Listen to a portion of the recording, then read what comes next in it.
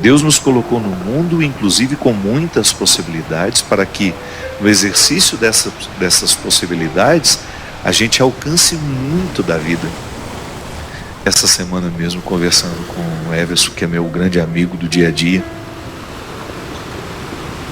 eu falava para ele, o Everson tem uma sensibilidade muito grande. De vez em quando ele, assim, no sinal, ele vê alguém pedindo alguma coisa ou vendendo alguma coisa.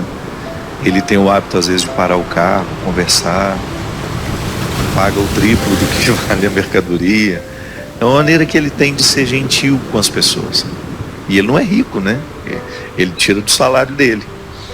Mas eu acho bonito isso nele. Aí ele estava contando que outro dia um senhorzinho que nem tinha tanta idade, mas o aspecto já era de muito sofrido, parado no sinal, e que aí ele parou, se interessou, conversou com o senhor, descobriu. Aí ele falou assim, com os olhos cheios de água: padre, a vontade que eu tinha de colocar aquele senhor dentro do carro e trazer ele para mim, dar a ele aquilo que a vida não está dando. É disso que eu estou dizendo. Às vezes nós encontramos pessoas, e aí eu também partilhei com ele, que às vezes nós encontramos pessoas que alcançaram tão pouco da vida. Eu não estou falando de alcançar materialmente. Claro, alcançar materialmente também é bom. Trabalhar, estudar e depois você desfrutar, ter o direito de fazer uma viagem de férias, ter dinheiro para você sair com seus amigos, comer num restaurante, ir ver no cinema. Sim, isso é importante, faz parte das nossas alegrias. Mas eu estou falando daquela realização que ultrapassa a questão material, que é você ter alcançado o máximo de si. É tão bom quando a gente percebe que nós estamos alcançando o máximo de nós. Essa sensação a gente tem muito quando nós estudamos. Quando você dia a dia vai incorporando novos conhecimentos e você vai percebendo que você vai se distanciando daquela antiga ignorância que você levava com você. Ter um entendimento das coisas, fazer um curso, uma leitura, ver um documentário, um filme, uma peça de teatro que nos sensibilize. Tudo isso vai incorporando, vai alargando, né, os territórios da nossa alma. Então a gente vai tendo a sensação de que nós estamos alcançando cada vez mais os presentes que a vida nos dá. É claro que se você escolhe ficar trancada dentro de casa, amargurada, decepcionada, machucada, se você opta por lamber as feridas o tempo todo e não sai para buscar uma cura para essas feridas, você vai aproveitando cada vez menos da vida. É disso que nós estamos falando. Bartimeu vivia uma espécie de escravidão assim. Vejam o que diz o texto. Chegaram a Jericó, e quando Jesus estava saindo da cidade, acompanhavam-no os discípulos e uma grande multidão. O mendigo cego Bartimeu, filho de Timeu, estava sentado à beira do caminho. Ouvindo que era Jesus Nazareno, começou a gritar: Jesus, filho de Davi, tem compaixão de mim. Muitos o repreendiam para que se calasse, mas ele gritava ainda mais alto: Filho de Davi, tem compaixão de mim. Jesus parou e disse: Chamai-o. Eles chamaram, dizendo: Coragem, levanta-te, ele te chama. O cego jogou o manto fora, deu um pulo e se aproximou de Jesus. Este lhe perguntou: Que queres que eu te faça? O cego respondeu: Rabuni, que eu veja. Jesus disse: Vai, a tua fé te salvou. E no mesmo instante, ele recuperou a vista e foi seguindo Jesus pelo caminho. Veja bem, o relato de Marcos, se você quiser depois até acompanhar aí na sua casa, reler, é Marcos capítulo 10, versículo 46 até o versículo 52. Capítulo 10 do Evangelho de Marcos, versículo 46 a 52. Veja bem, o relato primeiro diz que quando Bartimeu ouviu que ele não podia ver, quando ele ouviu que Jesus estava passando, o primeiro desejo dele foi correr ao encontro de Jesus. Mas imediatamente ele escutou algumas pessoas dizendo: cala a boca, fica quieto. Né? Ele é repreendido por aqueles que estavam ali com Jesus, que certamente tinham uma visão bastante preconceituosa. Sim, a gente sabe que nesse contexto religioso aqui, a enfermidade era compreendida por muitos como uma maldição divina. Uma maneira muito cruel de compreender a Deus, né? Então, se tem uma cegueira, se tem uma paralisia, está apenas vivendo as consequências de uma maldição. Então, certamente esses preconceituosos não admitiam em hipótese alguma que Bartimeu pudesse fazer parte do grupo. Então, a primeira reação é de repreensão. Fique quieto no seu canto.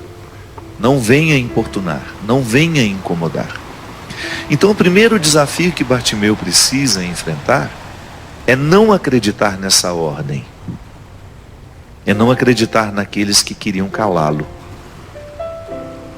E é tão significativo isso, minha gente. Já vamos aplicando na nossa vida.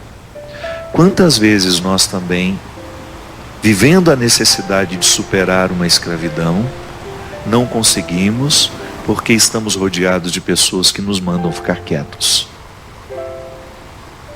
Às vezes até bem intencionadas. Ah, para de incomodar, se ajeite com isso que Deus está lhe dando. Você tem que se conformar.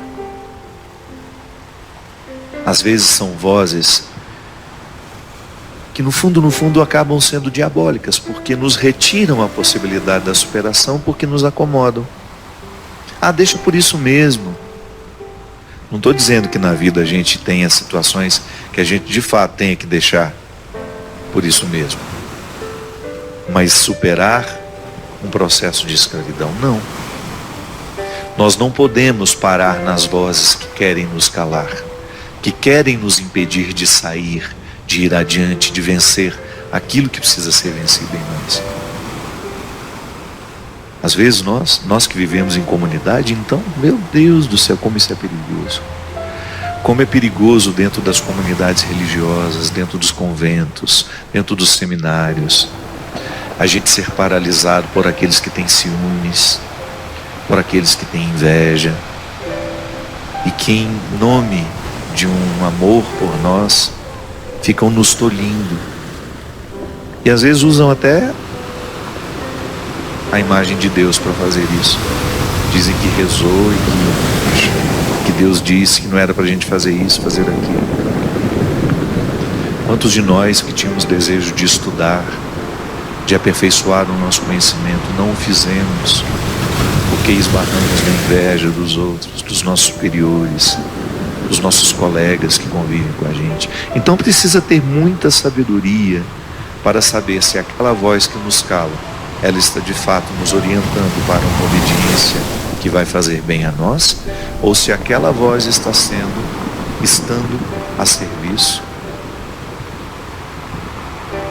de uma força que nos paralisa e que não nos permite ir além. Sempre o discernimento, sempre a reflexão. Por isso que eu sempre digo que não existe crescimento humano sem reflexão. Até você mesmo que é casado, presta bem atenção se o pedido do marido para não fazer, para não isso, para não aquilo, não é apenas uma forma mesquinha de lhe impedir de ser mais você. Sim, porque às vezes nós somos assim. O marido inseguro não quer que a mulher brilhe, aí ele começa a dizer não vai, não pode.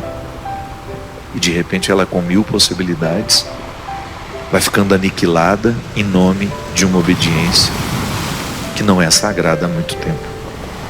Sim, porque o amor promove. O amor, quando ele existe de verdade, quando ele está purificado, quando ele é cristão, o marido olha para a esposa e diz: isso mesmo, minha filha, vamos lá, vamos crescer, vamos evoluir. A mesma coisa a esposa. Então nós precisamos tomar muito cuidado com as vozes que às vezes nos impedem de sair da escravidão. Assim como Bartimeu, no momento em que fez o movimento de sair para ir ao encontro de Jesus, muitas pessoas o repreenderam. Só que ele não acreditou nessas vozes. Eu acredito que ele já estivesse ali, vivendo o milagre. Sim, porque não está descrito aqui, mas certamente a presença de Jesus já tinha provocado nele o primeiro milagre, que era justamente parar de ouvir as vozes que não queriam a sua superação. Então nós também precisamos viver essa proximidade com Jesus para a gente ter sabedoria de identificar as vozes que querem nos paralisar. Porque não é justo.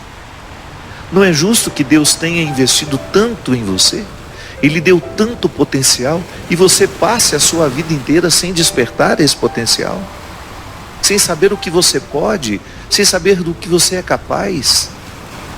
Porque você passou uma vida inteira ouvindo não, não, não, porque você passou uma vida inteira sendo tolhido, porque você passou uma vida inteira sendo impedida de ir buscar o melhor que há em você. Definitivamente, Deus não nos quer murchos, desanimados, sem vida. Deus nos quer brilhantes.